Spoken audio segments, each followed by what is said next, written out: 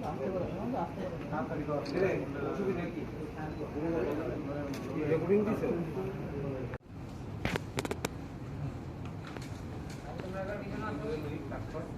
To be only, जैसे मैंने बताया, वो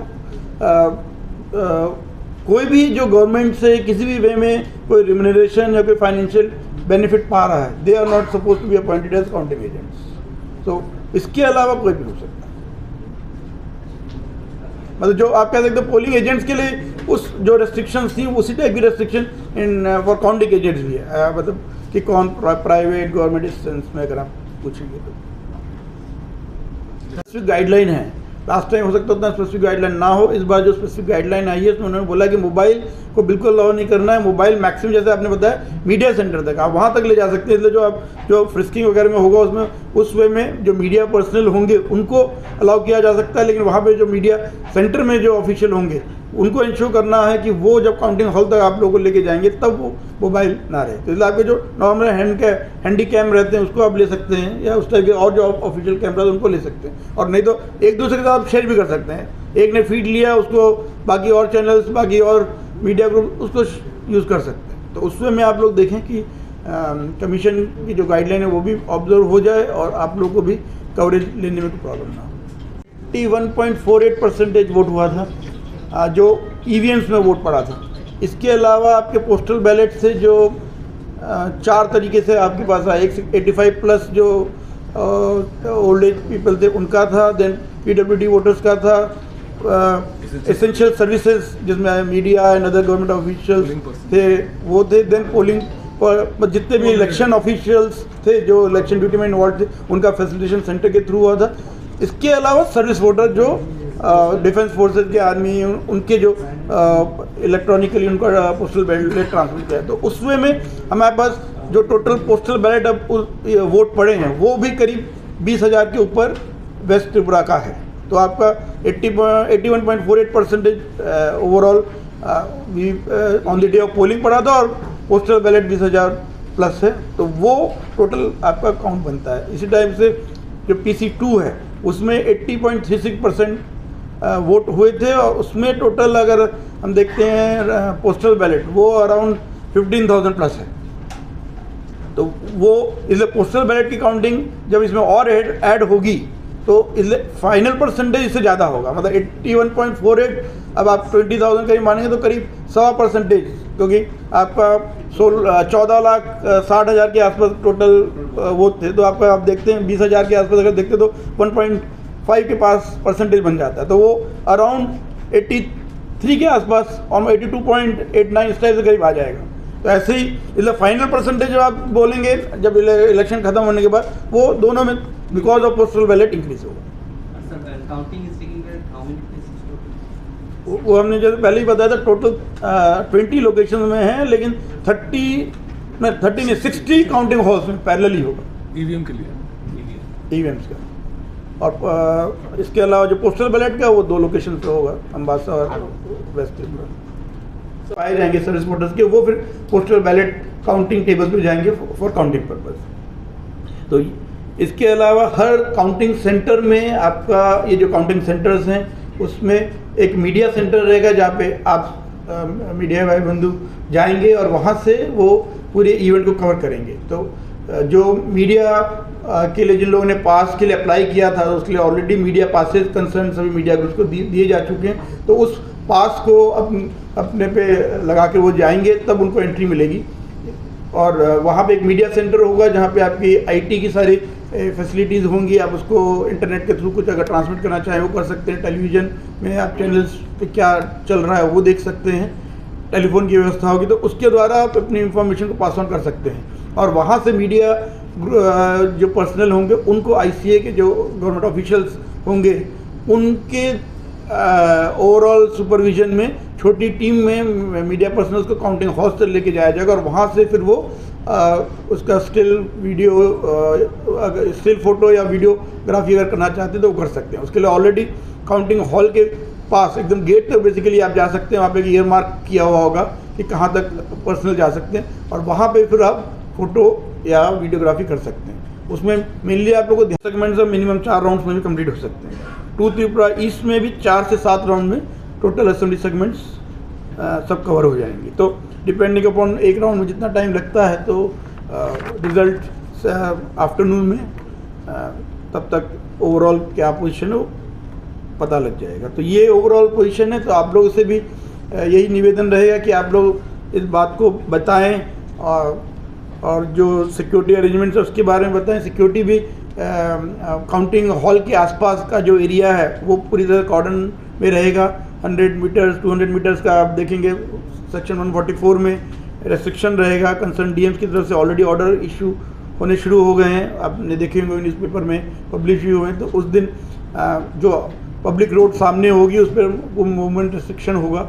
और even from the 1 day before the counting यानी 3rd की इवनिंग से 4th एंड उसके बाद 5th में उसमें रेस्ट्रिक्शंस रहेंगे। पूरे डिस्ट्रिक्ट्स में भी कोई विक्ट्री रैली कोई प्रोसेशन बिना परमिशन के ना निकाला जाए। जहाँ भी निकाला जाएगा concern district administration police authority से परमिशन लेके कि कहाँ पे करना है, क्या पाथवे होगा, क्या कितने नंबर ऑफ पीपल इन्वॉल्व होंगे, वो सब इंफॉर्मेशन दे के ही होगा। और on the day of counting also जो कैंडिडेट्स के या अलग अलग पॉलिटिकल पार्टी के सपोर्टर्स होंगे वो भी एक दूसरे से ना भिड़ें, उन दोनों में किसी टाइप का कोई law and order issue create ना हो। तो ये भी ध्यान रखा जाए कि उनके असेंबल होने की लोकेशन भी एक दूसरे से थोड़ी डिफरेंट हो, ताकि all possible efforts are being taken कि किसी भी टाइप के लॉ एंड ऑर्डर की सिचुएशन क्रिएट ना हो। और इसलिए उसमें आप लोग से यही आवेदन रहेगा कि अगर आप किसी भी टाइप की कहीं घटना घटते हुए देखते हैं तो वो समय रहते आप हमें इमीडिएटली इंटीमेशन दें। जो कंसर्न ARO हैं, RO हैं, DO हैं, उनको इंटीमेशन दें ताकि इमीडिएट करेक्टिव एक्शन लिया जा पाए।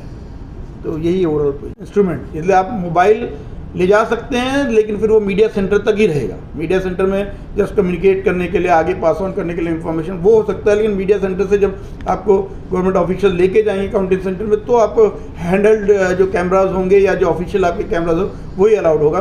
मोबाइल के थ्रू आप उसको नहीं ले जा पाएंगे। इसलिए आप लोग उस वे में प्लान करके ही जाएँ, जिन लोगों को पास मिला भी है वो उस वे में ही कैमराज लेके जाएँ ताकि लास्ट मिनट पर काउंटिंग सेंटर में किसी टाइप का कोई कन्फ्यूजन ना हो। और जो रिज़ल्ट आपके काउंटिंग हॉल्स में कंसर्न ROs या AROs करवाएंगे उसका राउंड वाइज रिज़ल्ट डिक्लेयर होगा। जो उसमें जब भी एक राउंड कंप्लीट होगा काउंटिंग ऑब्जर्वर्स पूरे रिज़ल्ट को वेरीफाई करके जब राउंड वाइज को डिक्लेयर करेंगे तो फिर वहाँ पे जो काउंटिंग हॉल में एक डिस्प्ले बोर्ड होगा उस पर डिस्प्ले किया जाएगा ताकि जो counting agent political parties candidates के द्वारा दिए गए वो वहाँ पे देख सकते हैं। मीडिया सेंटर के थ्रू मीडिया में बात बताई जाएगी और जो बाहर लाउड स्पीकर होगा उसके थ्रू भी अनाउंसमेंट किया जाएगा। इसके साथ ही साथ जो एनकोर एक इलेक्शन कमीशन का सॉफ्टवेयर है जिसमें रियल टाइम बेसिस पे राउंड वाइज रिजल्ट RO या ARO टेबल पे एंट्री किया जाएगा, उसके द्वारा वो इलेक्शन कमीशन की जो वेबसाइट है उस पर भी रियल टाइम बेसिस पे रिजल्ट दिखेंगे। इसके अलावा वोटर टर्नआउट ऐप है, वोटर हेल्पलाइन ऐप है, उसमें भी आपको राउंड वाइज हर पार्लियामेंट्री कंस्टिट्यूंसी का इवन 7 रामनगर जो आपका असेंबली इलेक्शन है उसका भी रिजल्ट दिखेगा। CCTV कैमरास भी ऑलरेडी अगर आपने देखा होगा स्ट्रॉन्ग रूम में ऑलरेडी इंस्टॉल्ड हैं जो CAPF की निगरानी में है। तो वो CCTV कैमरास के थ्रू लाइव रिकॉर्डिंग हो रही है और वहाँ पे जो कंसर्न काउंटिंग पॉलिटिकल पार्टीज के या कैंडिडेट के रिप्रेजेंटेटिव स्ट्रॉन्ग रूम में जाते हैं वो भी देखते हैं। तो CCTV cameras already counting halls में है जो स्ट्रॉन्ग रूम को व्यू कर रहे हैं, जो गैलरी है उनको व्यू कर रहे हैं। वहाँ से CCTV कैमरा के थ्रू जब EVMs को लाया जाएगा स्ट्रॉन्ग रूम से काउंटिंग हॉल तक तो वो पूरा भी डिस्प्ले पे रहेगा। तो पढ़े थे और एक काउंटिंग हॉल में पैरेलली दोनों ही काउंटिंग होगी तो उसमें 5 टेबल ईच को वो कवर करेंगे तो उसमें 10 राउंड लगेंगे। तो जाए तो वो पूरा भी जिस पाथ में आ रहा है वो भी पूरा उसका हमारा रिकॉर्डिंग हो रहा है, जिसमें अगर कहीं कोई कंप्लेंट आती है तो हम लोग उसको बेसिस पे वेरीफाई कर सकते हैं कहीं कि कोई जेन्युइन है कि नहीं। और इसमें अलावा अगर सिक्योरिटी की बात करें तो स्ट्रॉन्ग रूम में तो 2 टियर सिक्योरिटी है ऑलरेडी, जहाँ CAPF इंटरनल गार्डिंग कर रहे हैं, उसके बाद आपकी स्टेट आर्म पुलिस या स्टेट पुलिस है। काउंटिंग डे में 3 टियर कोऑर्डिनेट सिस्टम होगा जिसमें जो सबसे बाहर आउटसाइड फर्स्ट टियर अगर हम उसको बोलें उसमें वो स्टेट पुलिस है, वो प्रॉपर वेरिफिकेशन करके कि जो ऑथराइज रिप्रेजेंटेड ऑफिशियल्स हैं वही जा सकते हैं। जो भी ऑथराइज पर्सन्स हैं वो गवर्नमेंट ऑफिशियल्स हो सकते हैं, आरओ, एआरओ या कोई और इलेक्शन कमीशन की तरफ से ऑथराइज ऑफिशियल वो एंट्री पा सकते हैं, या जो मीडिया के पर्सन्स हैं जिनको पासेस दिए गए हैं वो जा सकते हैं, या counting supervisor, counting assistant, counting agents जिनको एआरओ या आरओ ने या डीओ ने ऑथराइज़ किया वो विद प्रॉपर आईडी कार्ड और बैच के साथ वो जा सकते हैं। तो रेस्ट्रिक्टेड वे में एंट्री होगी। उसके बाहर नेक्स्ट लेवल पे भी state police, state armed police होगी। वहाँ पे प्रॉपर फ्रिस्किंग होगी। जो भी पर्सन अंदर जाएगा उसको इंश्योर किया जाए कि जो भी चीज़ें बैंड हैं उन चीज़ों की एंट्री ना हो। पर्टिकुलरली अंदर कोई भी electronic items, recording items, mobile, iPad, laptop, ऐसे कोई भी आइटम ले जाना अलाउड नहीं है। कोई भी शार्प एज्ड आइटम हो, इवन जैसे कई बार होता है इवन हेयर पिन जैसी चीज़ या कोई ऑल पेन या ऐसी कोई चीज़ जो जिससे कोई किसी को हर्ट कर सकता है, ऐसी कोई चीज़ अलाउड नहीं होगी। कोई मेटेलिक पीस इसलिए फ्रिस्किंग प्रॉपर होगी। और वीमेन अगर होंगे तो उनके लिए अलग वीमेन पुलिस पर्सनल वो उनकी फ्रिस्किंग करेंगे। तो इस वे में only authorised official and authorised items can only be allowed entry in the counting hall. और थर्ड टियर का जो होगा, जो मेन काउंटिंग हॉल के बाहर एंट्री जो रेगुलेट होगा वो सेंट्रल आर्म्ड पुलिस फोर्स के द्वारा होगा। वो वहाँ पे भी प्रॉपरली देखा जाएगा कि जो ऑथराइज लोग हैं, जो ऑथराइज आइटम्स हैं, उनकी एंट्री अलाउ हो। तो उस लेवल पे भी दोबारा फ्रिस्किंग होगी। तो ये ओवरऑल पोजीशन। ठीक है, नमस्कार। 16 मार्च 2024 को जो चुनाव का पर्व इलेक्शन कमीशन की घोषणा के साथ आरंभ हुआ था वो अपने अंतिम पड़ाव की ओर अग्रसर है। आप सभी जानते हैं कि 4 जून को पूरे देश में पूरे लोकसभा की जो सीट्स हैं उनकी काउंटिंग की प्रक्रिया होगी।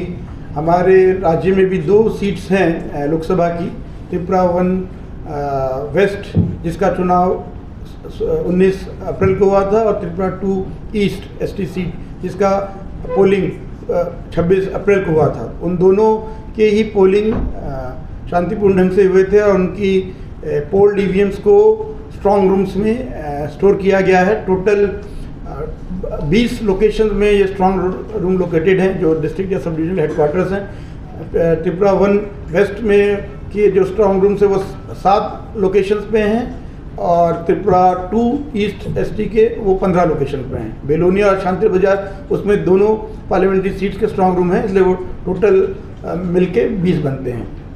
तो ये आपके जो स्ट्रॉन्ग रूम है उसकी लोकेशंस और जो काउंटिंग हॉल उसकी लोकेशन, उसकी हम कॉपी आपको इस प्रेस कॉन्फ्रेंस के बाद भी दे देंगे।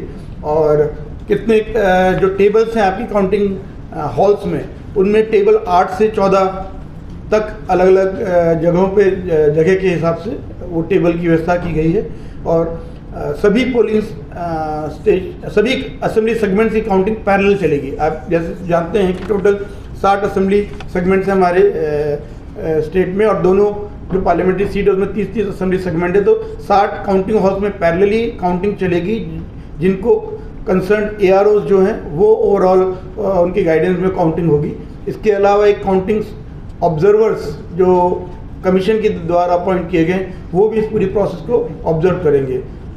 टोटल 4 जनरल ऑब्जर्वर्स पहले आए थे, 2 ईच पार्लियामेंट्री कंस्टिट्यूंसी के लिए। उसके अलावा 27 और काउंटिंग ऑब्जर्वर्स अपॉइंट किए गए हैं कमीशन की तरफ से। टोटल 31 ऐसे काउंटिंग ऑब्जर्वर्स हैं जो इस पूरी प्रोसेस को देखेंगे।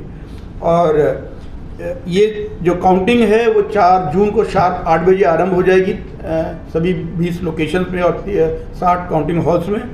और कंसर्न्ड जो 2 आरओज हैं, रिटर्निंग ऑफिसर्स, अम्बासा में त्रिपुरा 2 ईस्ट के लिए और अगरतला में त्रिपुरा 1 वेस्ट के लिए, उनके पास अलॉन्ग विद जो असेंबली सेगमेंट्स की काउंटिंग होगी, जो पोस्टल बैलेट्स हैं उनकी काउंटिंग भी कंसर्न आरओज के काउंटिंग सेंटर्स में होगी।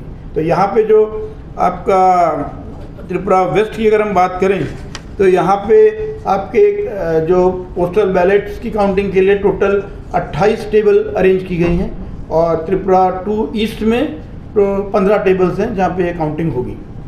इसके अलावा जो आपके सर्विस वोटर्स हैं उनको भी इलेक्ट्रॉनिकली पोस्टल बैलेट ट्रांसमिट हुए थे, ETPBMS जो कहलाते हैं, वो भी पोस्टल बैलेट के थ्रू पोस्ट के थ्रू वापस आ रहे हैं। उनकी काउंटिंग करने के लिए पहले एक प्री काउंटिंग की पद्धति होती है, जिसमें जो उनके जो पोस्टल बैलेट के एनवेलप आते हैं उसमें उनको स्कैन किया जाता है, उस पर QR कोड होता है, आउटर एनवेलप पे इनर जो डिक्लेरेशन होता है इलेक्टर का, और जो पोस्टल बैलेट वाला जो इनर एनवेलप होता है, उन सब पे आपका QR कोड को स्कैन करना पड़ता है जस्ट टू चेक कि जो पोस्टल बैलेट आया है वो जेन्युइन है कि नहीं, वो कहीं स्पूरियस तो नहीं है, कोई डुप्लीकेट तो नहीं है। तो उसको चेक करने के लिए एक सेपरेट टीम रहेगी RO काउंटिंग हॉल में।